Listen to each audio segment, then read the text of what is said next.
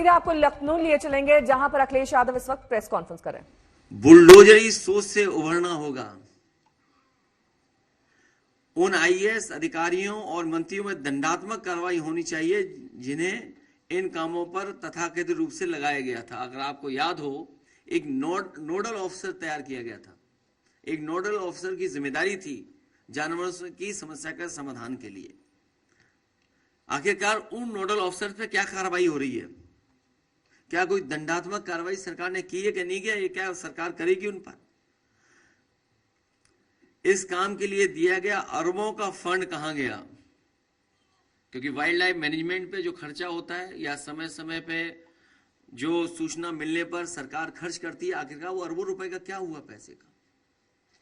क्या वजह है कि उनके अपने लोगों को बंदूक लेकर के निकलना पड़ रहा है? या हो सकता है कि जिन मंत्री का विभाग है उन्हें भी काम करने का मौका न मिल रहा हो, उन्हें काम करने न दिया जा रहा हो। इसलिए हमें उम्मीद है कि इन भेड़ियों की समस्या का समाधान सरकार जल्दी ढूंढेगी, और अगर इन भेड़ियों को नहीं पकड़ पा रहे हैं तो ठोको नीति के तहत एसटीएफ को भी ये जिम्मेदारी दे दी जाइए।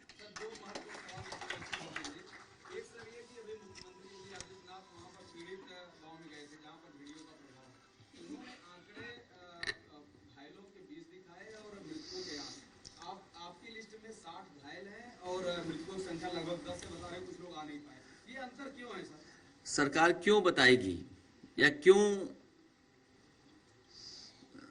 आंकड़े सही देगी? सरकार तो हर बात छिपाना चाहती है। अब इन जिलों में बाढ़ है, जितने भी हमारे तराई के क्षेत्र हैं सब में बाढ़ है। सीतापुर में बड़े पैमाने पर बाढ़ है, पीलीभीत में बड़े पैमाने पर नुकसान हुआ है। शाहजहांपुर से लेके जितना इलाका है बाढ़ से प्रभावित हो, गोरखपुर खुद मुख्यमंत्री जी का जिला, वहां पे लोग महीनों से परेशान है बाढ़ के कारण। तो सरकार क्यों सच्चाई बताएगी? सरकार तो हर बात छिपाना चाहती है, और कभी कभी छिपाने के लिए हमारे मीडिया के साथियों का भी सहारा लेते हैं।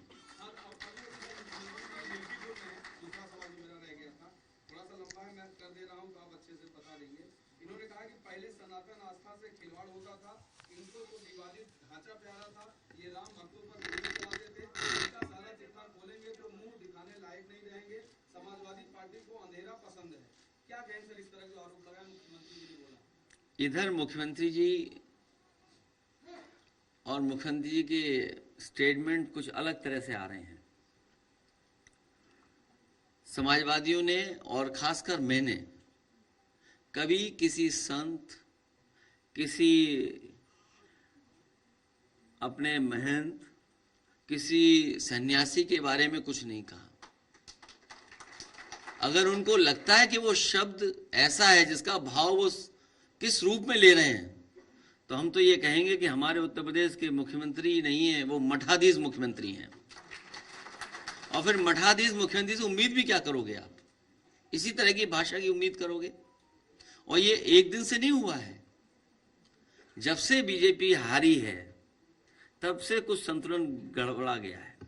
एक बात सर उन्होंने और कही, सीएम ने इसी प्रकरण में उन्होंने कहा कि भस्मासुर बन गए जब से 2024 में ज्यादा सीटें मिली। देखिए, जितना हमने पढ़ा है या जितने यहाँ लोग बैठे हैं जिनको जानकारी होगी, उन्होंने कहा कि सपा और कांग्रेस भस्मासुर है। देखिए, भस्मासुर दो नहीं हो सकते। बीजेपी अपने भस्मासुर को ढूंढ रही है।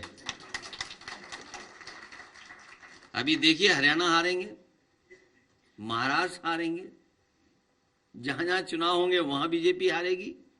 कम से कम बीजेपी को अपना भस्मासुर तो ढूंढना चाहिए।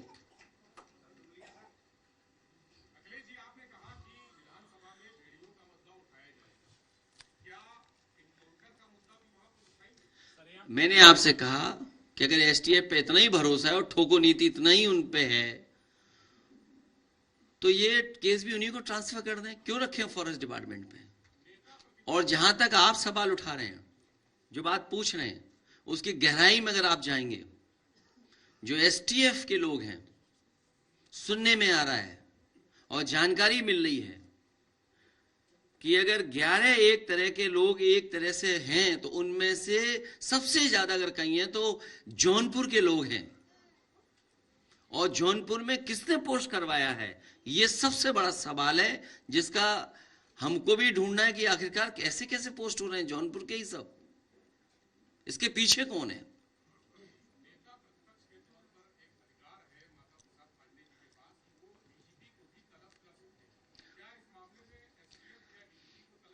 मैं तो कहूंगा लीडर ऑपोजिशन का अधिकार है तो वो बिल्कुल उसका इस्तेमाल करें। जो अधिकारों के, देखिए आप हमें और लीडर ऑपोजिशन को नहीं बताओगे हमें क्या करना है। अगर अधिकारों में आ रहा होगा तो मैं कहूंगा कि उस अधिकारों का इस्तेमाल हो।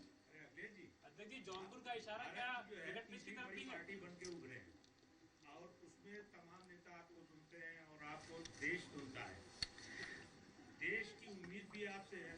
तो ये जो अभी कल एक स्टेटमेंट आया है गृह मंत्री जी का वक्त, तो वक्त पे क्या आपका स्टैंड है?